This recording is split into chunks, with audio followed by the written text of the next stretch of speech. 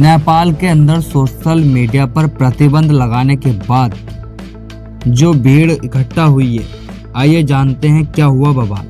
काठमांडू में हजारों की संख्या में प्रदर्शनकारी इकट्ठा हो गए और उन्हें अपना संदेश फैलाने के लिए टिकटॉक या VPN जैसे तकनीकी उपायों का सहारा लिया। नेपाल में अधिकांश लोकप्रिय सोशल मीडिया ऐप्स पर प्रतिबंध के खिलाफ हो रहे विरोध प्रदर्शन अपने पैमाने चौंकाने वाले हैं, लेकिन उनमें जो रोज पैदा हो रहा वह अचानक नहीं हुआ।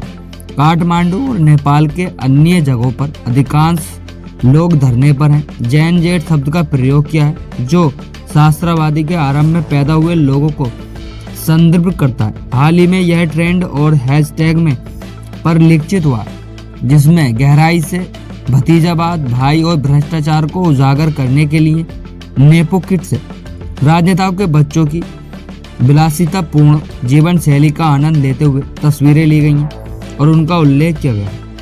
इस क्रोध और चतुराई का परिणाम यह हुआ कि फेसबुक, व्हाट्सएप और स्नैपचैट जैसे प्लेटफॉर्म पर प्रतिबंध के बावजूद प्रदर्शनकारी सोमवार को राजधानी काठमांडू और अन्य जगहों पर हजारों की संख्या में इकट्ठे हो गए और अपने संदेश को फैलाने के लिए VPN जैसे तकनीकी उपायों का इस्तेमाल किया। और जो भाई भतीजा भाई एक हैशटैग के रूप में शुरू हुआ, वह पूर्ण पैमाने पर फैल गया। जैन जेट द्वारा विरोध में बदला गया जब सरकार ने सबसे अधिक उपयोग किए जाने वाले सोशल मीडिया ऐप्स पर प्रतिबंध लगा दिया, तो गहराई तौर पर असहमति की आवाजों को दबा दिया गया। काठमांडू से आए एक समूह, जिसमें ज्यादातर 28 साल से कम उम्र के लोग थे, उनमें से सबसे पहले व्यापक विरोध का आह्वान किया और नेपो किड्स अभियान शुरू करने वाले युवाओं का एक और समूह भी इसमें शामिल हो गया। विरोध प्रदर्शन के दौरान हिंसा भड़क उठी, जिसमें 15 से ज्यादा प्रदर्शनकारी मारे गए। इसके बाद सरकार से पीछे हटने की मांग और भी जोर पकड़ने लगी। इसके बाद गृह मंत्री ने इस्तीफा दे दिया। प्रदर्शनकारी ने केवल प्रतिबंध की बात करते रहे, लेकिन सरकार सौदों और कथित बड़े पैमानों पर भ्रष्टाचार का जिक्र कर रहे थे। इनमें 2017 का एक सौदा भी शामिल था, जिसमें सरकारी नेपाल एयरलाइंस ने 2 एयरबेस जेट खरीदे थे। एक प्रदर्शनकारी ने अल जजीरा को बताया कि दक्षिण एशियाई उपमहाद्वीप में श्रीलंका और बांग्लादेश में हुई ऐसी तरह के युवाओं विरोध प्रदर्शन से उन्हें प्रेरणा मिली। उन्होंने बताया कि नेपो किड्स का चलन फिल्म से आया है।